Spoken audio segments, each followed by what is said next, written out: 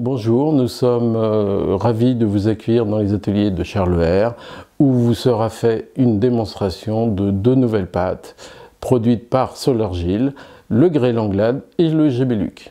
Je pense que je l'utilise depuis qu'elle m'a été proposée. Donc, peut-être une dizaine d'années.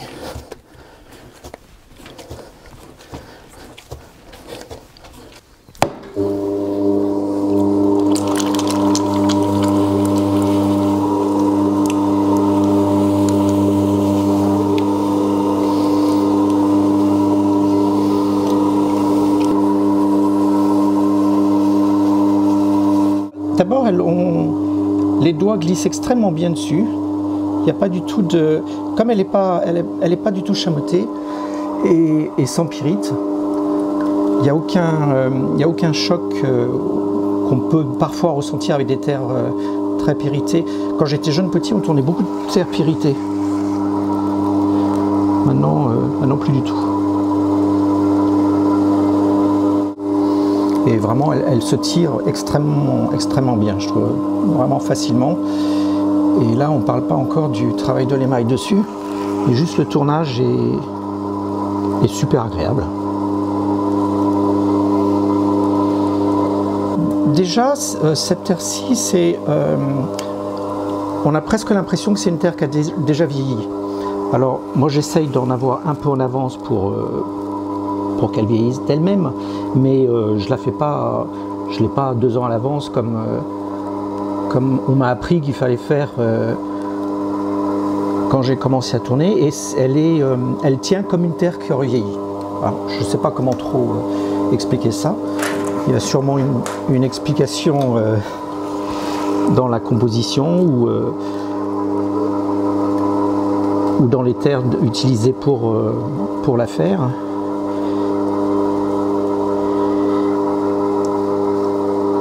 Et elle a ce côté extrêmement agréable des terres qu'on dit des terres naturelles.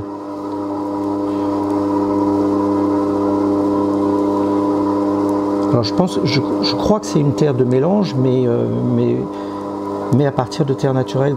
J'aime bien les pièces qui ont un beau ventre, qui sont une belle courbe dans le ventre.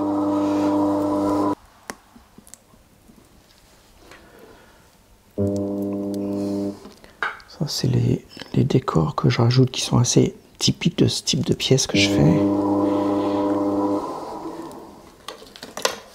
Alors donc cette urne, je reprends le décor que j'ai fait au moment du tournage. Vous voyez, il y a besoin un petit peu. Et je vais commencer par centrer la pièce pour pouvoir tournaser le couvercle que je tournaise sur la boîte.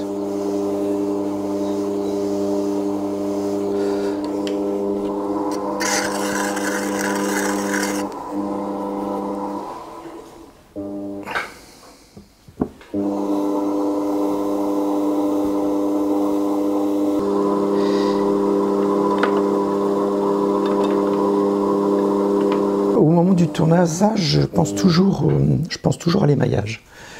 Je pense à comment je vais tenir la pièce, comment elle va être émaillée. Et là, pour le couvercle, par exemple, j'ai fait ici, j'ai une sorte de petit lac dans lequel je pourrais verser un émail pour avoir des effets de rétraction. Donc je sais déjà maintenant comment je dois faire, et parce que mes pièces sont toutes faites pour être émaillées.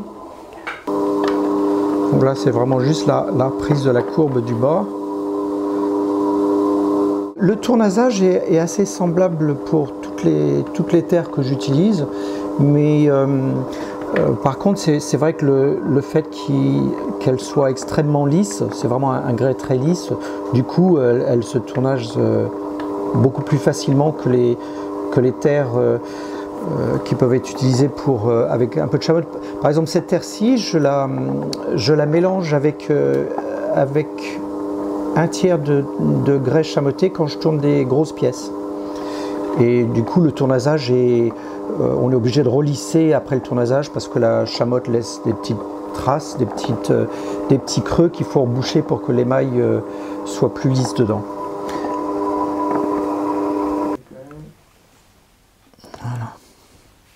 Les pièces ont été biscuitées, hein, elles ont eu leur première cuisson à 980-90. Je la biscuite plutôt assez haut, je pense.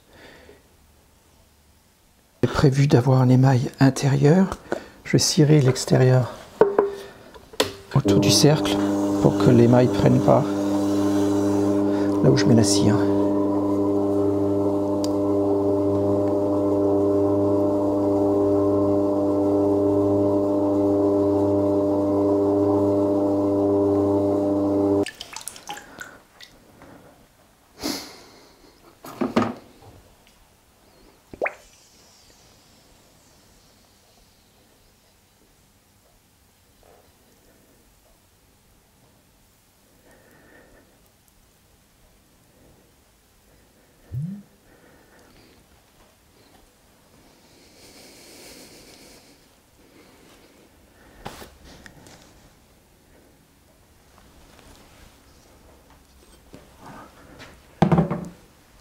Ça, c'est un émail dans les émois à rétraction, donc qui va bouger en séchant. On va voir des craquelures se produire.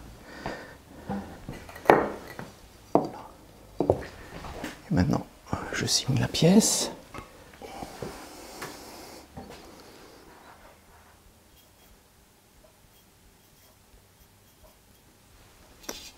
On a cuit en à peu près 11 heures, parce que la durée de cuisson, selon les pièces, la taille des pièces, c'est 10 à 12 heures. Quand j'ai des grands plats, c'est peut-être 14 heures. Et donc là, à peu près 11 heures. Et là, il a eu le temps de refroidir. Donc là, c'est un noir saturé qui est posé sur un émail qui contient du titane, c'est comme ça que j'ai émaillé tout à l'heure. Et le titane va bouillonner et donne toutes ces petites, comme des étoiles. Voilà. Et là, c'est pareil, c'est une superposition d'un bleu de fer qui est très laiteux, qui est posé aussi sur un émail au titane. Et j'ai fait un émail aux rétractions semblable à celui-ci sur le couvercle.